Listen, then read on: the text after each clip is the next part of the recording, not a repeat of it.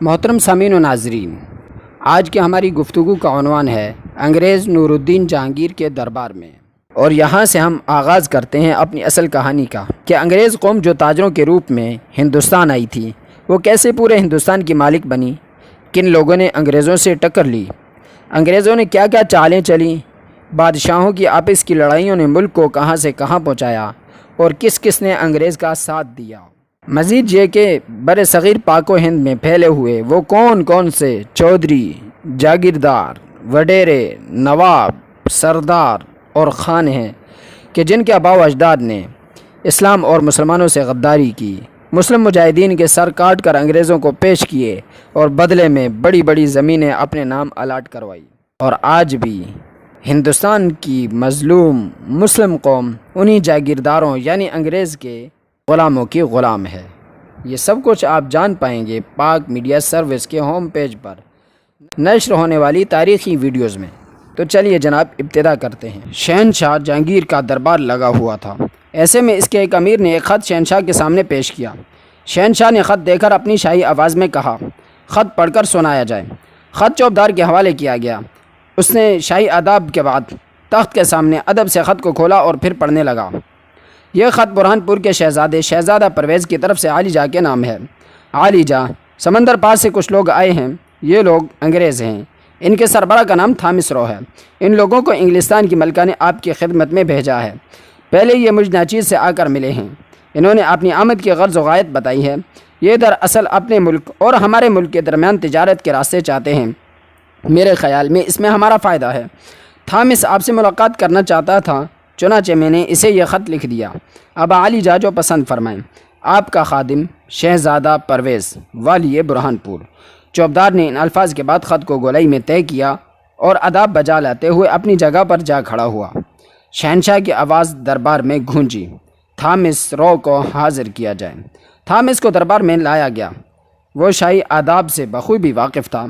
بایاں ہاتھ سینے پر رکھ کر دائیں ہاتھ سے آگے کو جھکتے ہوئے آداب بجا لایا، پھر سیدھا ہونے کے بعد نہایت ادب کے لہجے میں بولا، عالی جاہ ملکہ برطانیہ نے آپ کے لیے کچھ تحائف بھیجے ہیں، اجازت ہو تو پیش کیے جائیں۔ اجازت ہے۔ شہنشاہ جہانگیر کی آواز گونجی۔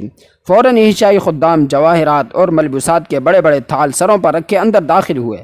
یہ سب تھال شہنشاہ کے سامنے رکھ دیے گئے، ان پر کپڑے ڈالے گئے تھے، ان کو اٹھایا گیا، پھر ایک ایک کر کے تمام تھال شہنشاہ کے سامنے پیش کیے گئے۔ اس طرح سب تھال اٹھائے گئے۔ تحائف بے تحاشا اور قیمتی تھے۔ تھوڑی دیر بعد جہانگیر کی آواز ابھری، ہم ان تحائف کو دیکھ کر بے حد خوش ہوئے، ہماری طرف سے ملکہ برطانیہ کا شکریہ ادا کیا جائے۔ مہمان اگر کچھ کہنا چاہتے ہوں تو انہیں اجازت ہے۔ یہ سنتے ہی تھامس سینے پر ہاتھ رکھ کر آگے کو جھک گیا، پھر سیدھا ہونے کے بعد بولا، عالی جاہ کا اقبال بلند ہو، آپ کا پیغام ملکہ برطانیہ کو پہنچا دیا جائے گا۔ یہ ناچیز عرض کرنا چاہتا ہے کہ آپ ہمیں اپنی بندرگاہیں استعمال کرنے کی اجازت دیں تاکہ ہم آپ کے ملک سے آزاد تجارت کر سکیں، اس میں دونوں ملکوں کا فائدہ ہے۔ ٹھیک ہے، ہم اجازت دیتے ہیں اور یہ حکم بھی جاری کرتے ہیں کہ برطانوی مہمانوں کے ساتھ حسن سلوک سے پیش آیا جائے، ان سے کم ٹیکس وصول کیا جائے، جو مال یہ خرید کر انگلستان لے جانا چاہیں وہ انتہائی کم قیمت پر دیا جائے اور ان کی پوری حفاظت کی جائے۔ شہنشاہ جہانگیر کا یہ حکم تھامس کی بہت بڑی کامیابی تھی۔ اس حکم کی وجہ سے دوسری یورپین قومیں انگریزوں سے کہیں پیچھے رہ گئی۔ اس حکم کا اثر یہ ہوا کہ انگریز باعزت مہمان بن گئے، اجنبی نہ رہے۔ لوگ ان کے بارے میں یہ سمجھنے لگے کہ حکومت کے پسندیدہ لوگ ہیں، ان کے ساتھ اچھا سلوک کرنا چاہیے، ان کی ناراضی مول نہیں لینی چاہیے۔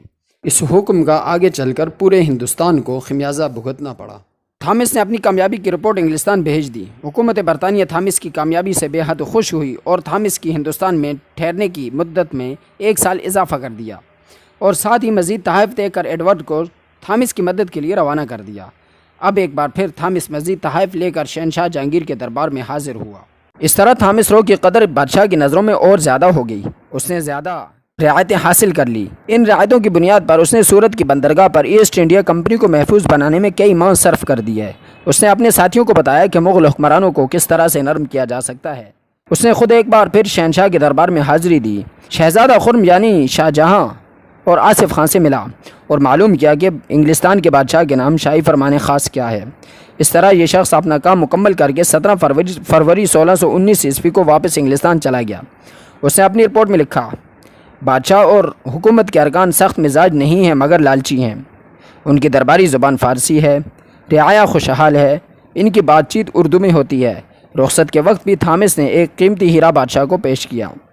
تھامس نے اپنی حکومت کے لیے یہ خدمت صرف ہندوستان ہی میں سر انجام نہیں دی بلکہ ایران اور ترکی میں بھی انگریزوں کے لیے بہت سی تجارتی رعایتیں حاصل کی۔